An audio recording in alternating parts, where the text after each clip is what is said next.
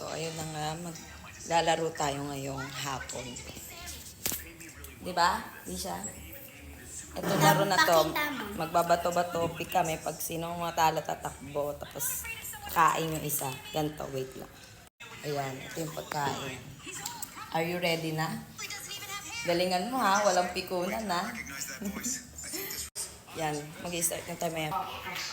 Diyan, di pa game.